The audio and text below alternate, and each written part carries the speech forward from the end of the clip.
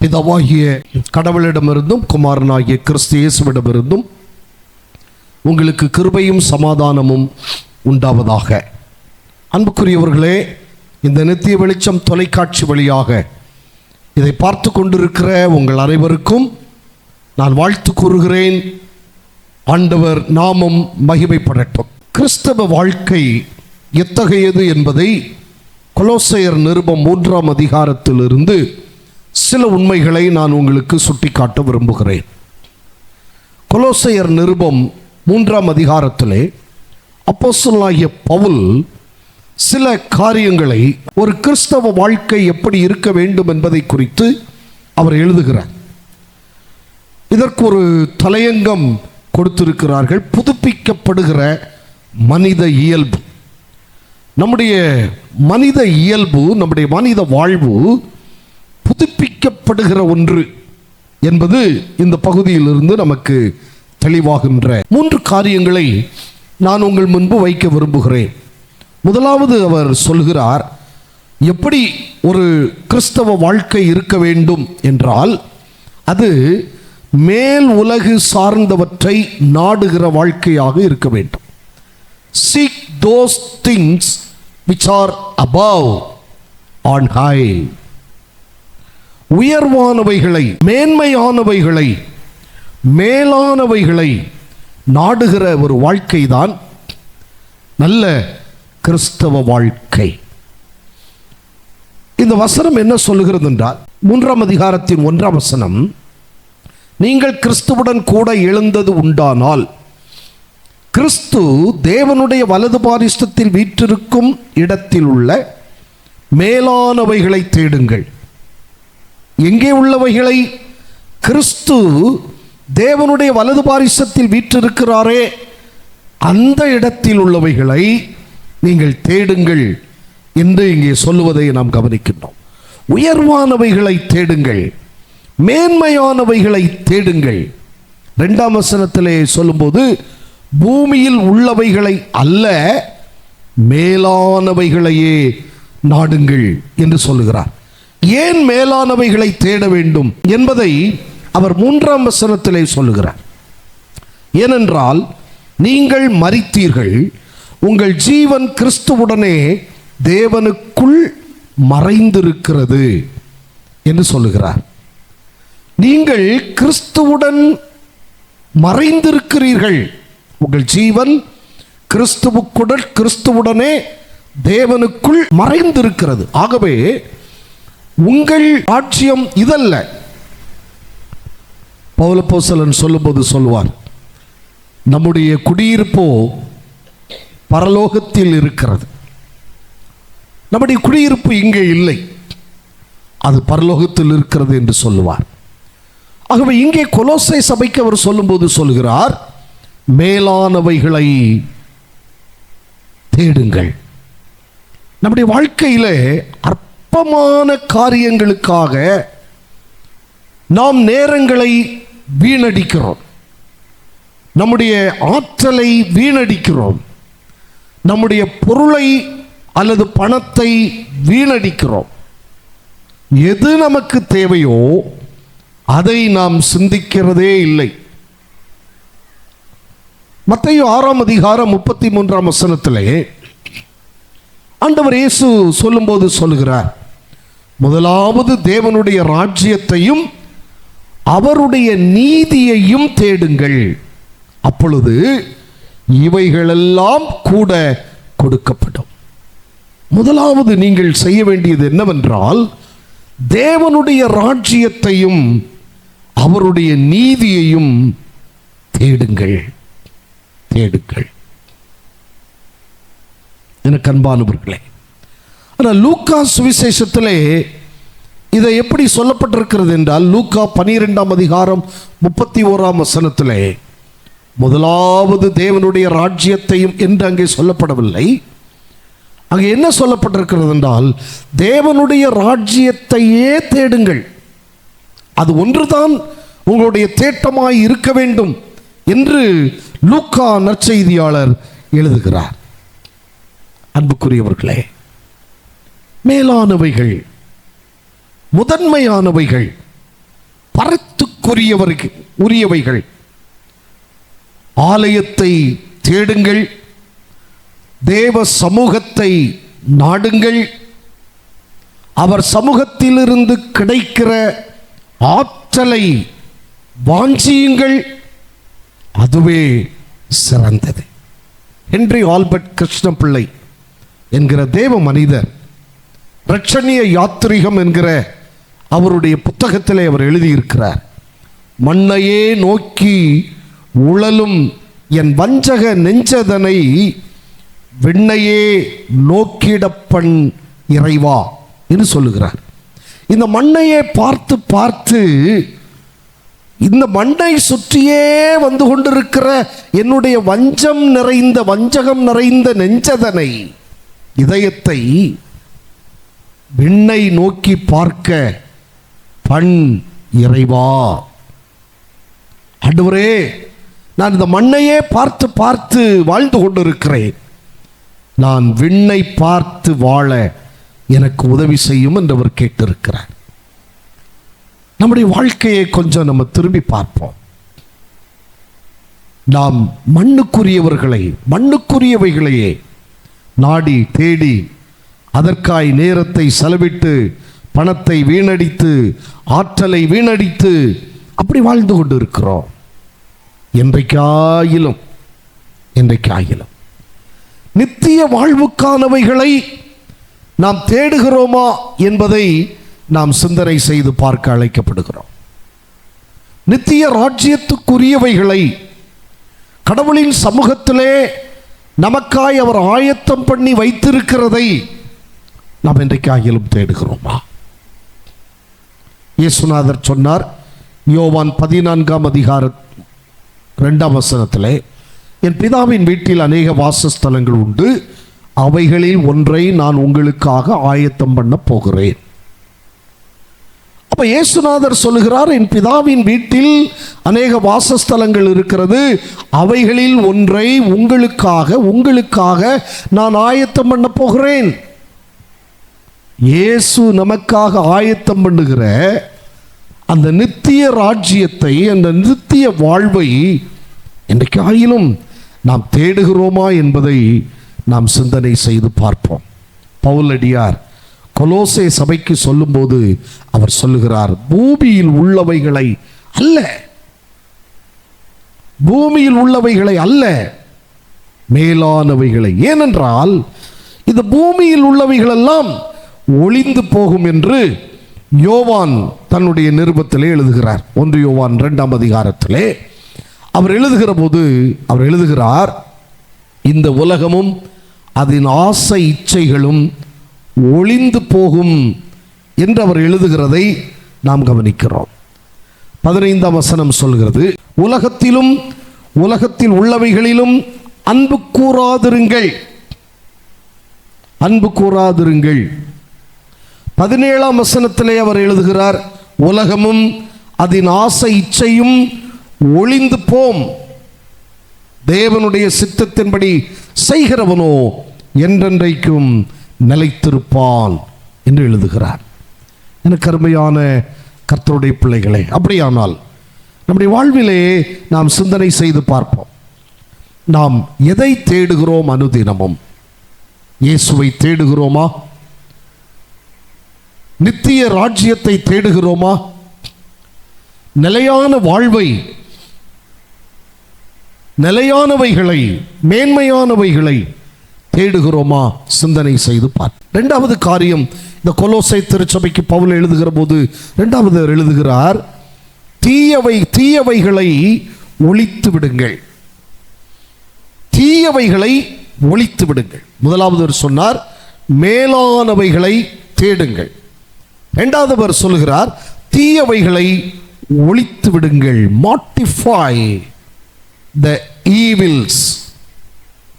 மார்ட்டிஃபை என்றால் அந்த வார்த்தையினுடைய சரியான பொருள் டு மேக் டெட், அதை அழித்து விடுங்கள், தீயவைகளை அழித்து விடுங்கள் என்றவர் சொல்லுவதை நாம் கவனிக்கிறோம். 5 நீங்கள் கவனித்தால், ஆகையால், அதுக்கு மேல சொல்றாரு, மேலானவைகளை தேடுங்கள், ஏனென்றால் நீங்கள் மரித்தீர்கள், உங்கள் ஜீவன் கிறிஸ்துவுடனே தேவனுக்குள் மறைந்திருக்கிறது. நம்முடைய ஜீவனாகிய கிறிஸ்து வெளிப்படும் போது நீங்களும் அவரோட மகிமையிலே வெளிப்படுவீர்கள். சொல்லிவிட்டு அவர் அடுத்து சொல்லுகிறார், ஆகையால் நீங்கள் தேவனுக்கு உரியவர்கள், ஆகையால் உங்கள் ஜீவன் கிறிஸ்துவுடனே தேவனுக்குள் மறைந்திருக்கிறது, ஆகையால் கிறிஸ்து வெளிப்படும் போது நீங்களும் அவரோட கூட மகிமையிலே வெளிப்பட போகிறீர்கள். ஆகையால் தீயவைகளை ஒழித்து விடுங்கள். சில காரியங்களை இந்த வேத வசனங்களிலே அவர் சொல்லுவதை நாம் கவனிக்கின்றோம். இந்த 5ஆம் வசனத்திலே அவர் சொல்லுகிறார். அதை போல 8ஆம் வசனம், 9ஆம் வசனம், இந்த வசனங்களிலே அவர் சொல்லுவதை நாம் கவனித்து பார்ப்போம். தீயவைகள், ஆகையால் விபச்சாரம், அசுத்தம், மோகம், துர் இச்சை, விக்கிரக ஆராதனையான பொருள் ஆசை ஆகிய இவைகளை பூமியில் உண்டு பண்ணுகிற உங்கள் அவயவங்களை அழித்து போடுங்கள். இவைகளின் பொருட்டே கீழ்ப்படியாமையின் பிள்ளைகள் மேல் தேவ கோபாக்கினை வரும். தேவ கோபாக்கினை வரும் இவைகள் மேல். ஆகவே இது உங்களுக்கு அவசியமில்லை, இதை அழித்து போடுங்கள் என்று அவர் சொல்லுவதை நாம் இங்கே கவனிக்கின்றோம். அதே போல 8ஆம் வசனம் 9ஆம் வசனத்திலே கோபம், மூர்க்கம், பொறாமை, உங்கள் வாயில் பிறக்கலாகாத தூஷணம், வம்பு வார்த்தைகள், இவைகளையெல்லாம் விட்டு விடுங்கள்.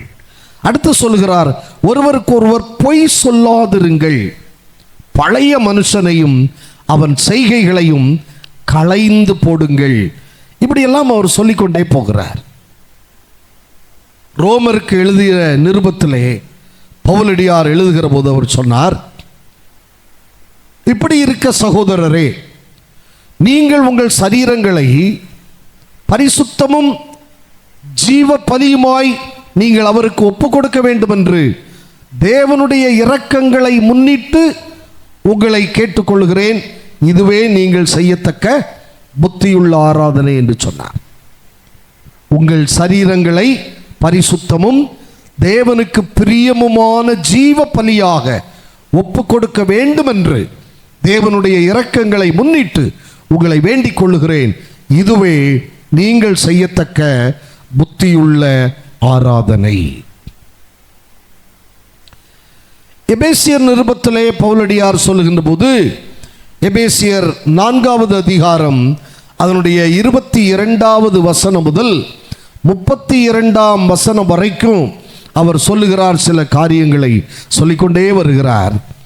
அதிலே அவர் சொல்லுவதை நீங்கள் கவனித்தீர்களானால் 22 முதல் 32 வரை, அந்தப்படி முந்தின நடக்கைக்குரிய மோசம் போக்கும் இச்சைகளாலே கெட்டுப்போகிற பழைய மனுஷனை நீங்கள் களைந்து போட்டு என்று சொல்லுகிறார்.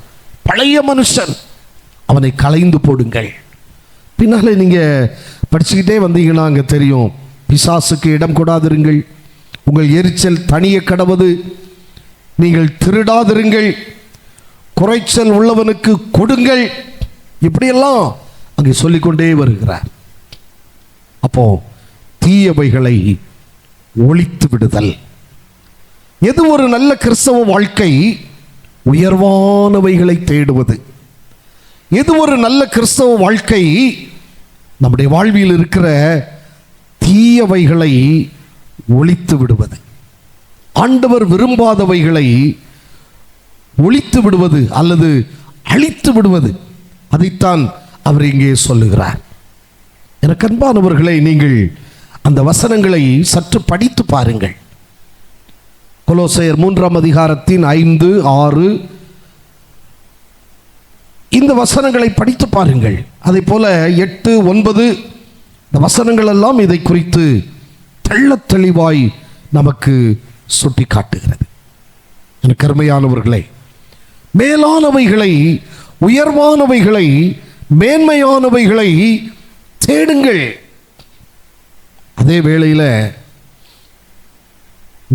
உங்களில் இருக்கிற வேண்டத்தகாதவைகளை, தீயவைகளை நீங்கள் ஒழித்து விடுங்கள். என்றவர் சொல்லுவதை நாம் கவனிக்கின்றோம்.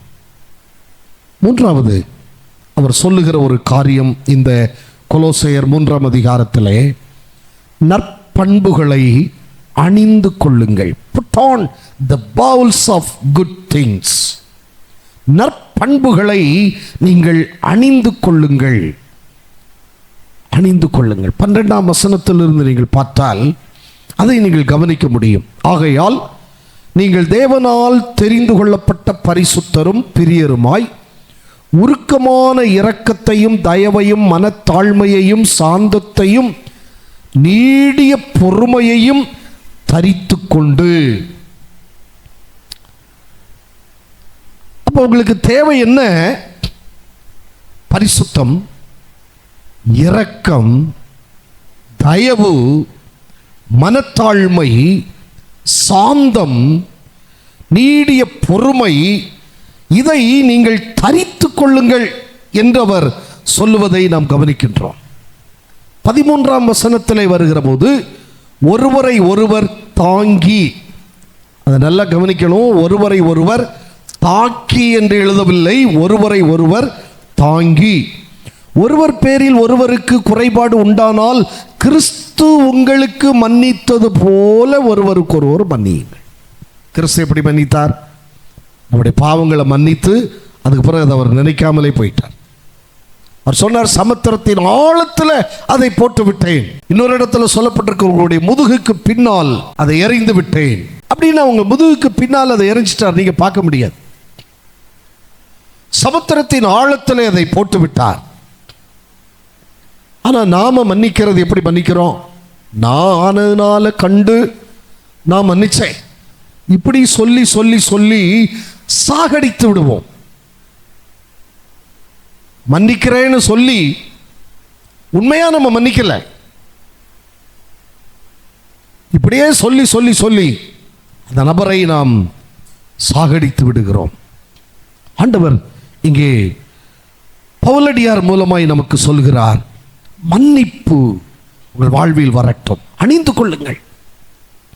14வது வசனத்தை நீங்கள் படித்து பார்த்தால் அங்கே சொல்லப்பட்டிருக்கிறது, பூரண சற்குணத்தின் கட்டாகிய அன்பை தரித்து கொள்ளுங்கள். அன்பு, உங்கள் வாழ்க்கையிலே அன்பு வெளிப்படட்டும், வம்பு அல்ல, அன்பு வெளிப்படட்டும் என்று சொல்லுகிறார். அதற்கு எந்த வார்த்தையை சொல்லுகிறார் பாருங்கள், பூரண சற்குணத்தின் கட்டாகிய அன்பு. அன்பு என்பது ஒரு பூரண சற்குணம்.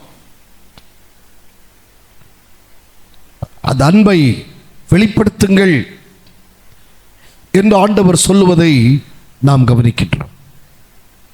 15ஆம் வசனத்திலே நாம் வருகிற போது அதிலே அவர் சொல்லுகிறார், நன்றி அறிதல் உள்ளவர்களாய் இருங்கள்.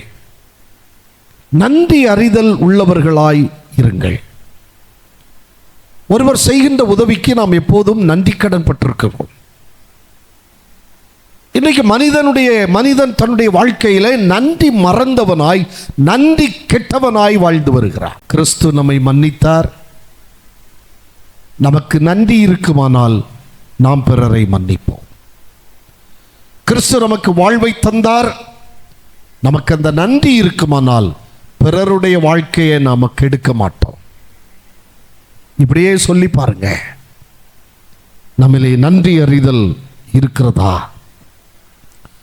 16வது வசனத்தை பார்த்தால் அதிலே சொல்லப்பட்டிருக்கிறது, கிறிஸ்துவின் வசனம் உங்களுக்குள்ளே சகல ஞானத்தோடும் பரிபூரணமாக வாசமாயிருப்பதாக.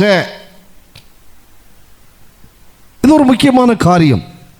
நற்பண்புகள் என்ற வரிசையிலே மன்னிப்பை சொல்லுகிறார், அன்பை சொல்லுகிறார், நன்றி அறிதலை சொல்லுகிறார்.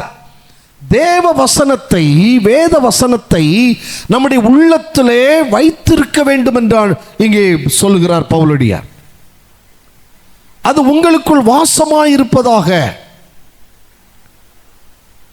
சகல ஞானத்தோடும் வாசமாயிருப்பதாக, பரிபூரணமாய் வாசமாயிருப்பதாக. அடுத்த காரியம் ஒன்று சொல்றார் பாருங்க. அந்த 16 பிந்திய பகுதியும் 17ஆம் வசனமும் அவர் சொல்லும்போது,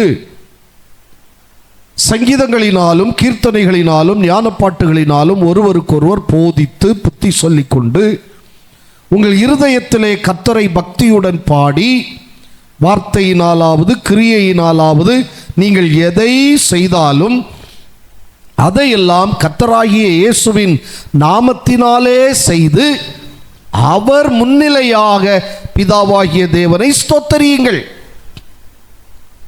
ஆண்டவரை ஸ்தோத்திரம் பண்றது எப்படியா? ஆண்டவரே தோத்திரம் தோத்திரம் தோத்திரம் தோத்திரம் தோத்திரம் தோத்திரம் அப்படின்னு காலையிலிருந்து சாயங்காலம் வரை சொல்லிக்கிட்டு இருக்கிறது இல்லை.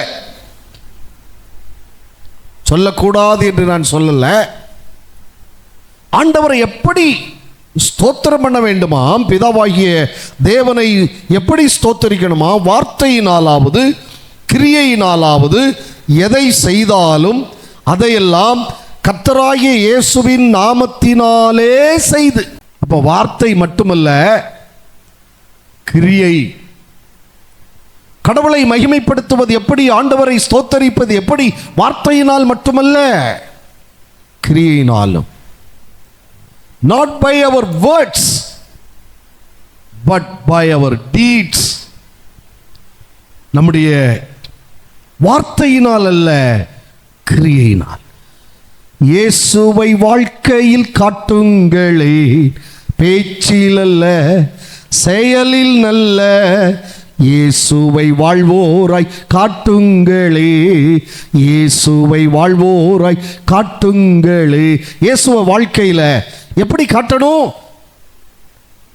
with our deeds, with our acts. நம்முடைய செயல்பாடுகளினாலே, நம்முடைய நற்கிரியைகளினாலே ஆண்டவருடைய நாமத்தை நாம் மகிமைப்படுத்த வேண்டும். இதைத்தான் மத்தேயு நற்செய்தியிலே இயேசுநாதர் அழகாய் நமக்கு சொல்லி வைத்தார். மத்தேயு 5ஆம் அதிகாரத்திலே அவர் சொல்லுவதை கவனித்து பாருங்கள். மத்தேயு 5:16 இவ்விதமாய் மனுஷர் உங்கள் நற்கிரியைகளை கண்டு பரலோகத்தில் இருக்கிற உங்கள் பிதாவை மகிமைப்படுத்தும்படி உங்கள் வெளிச்சம் அவர்கள் முன்பாக பிரகாசிக்க கடவுது.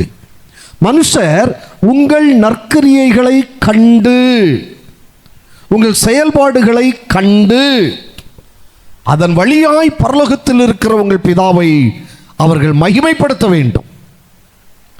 அப்படி உங்கள் தோத்திரங்கள் இருக்கட்டும், அப்படி உங்கள் துதிகள் இருக்கட்டும் என்று பவுலப்போஸ்தலன் இங்கே சொல்லுவதை நாம் கவனிக்கிறோம். அன்புக்குரிய ஆண்டவருடைய பிள்ளைகளை, 3 காரியங்களை நான் உங்கள் முன்பு வைத்திருக்கிறேன். 1, மேலானவைகளை நீங்கள் தேடுங்கள். 2வது, தீமையானவைகளை தீயவைகளை அழித்து விடுங்கள். 3வது, நற்பண்புகளை நீங்கள் அணிந்து கொள்ளுங்கள். நல்ல பண்புகளை, நல்ல தகவுகளை நீங்கள் அணிந்து கொள்ளுங்கள். அப்படி செய்யும்போது உங்களுக்கு கிடைக்கிற பிரதிபலன் என்ன தெரியுமா?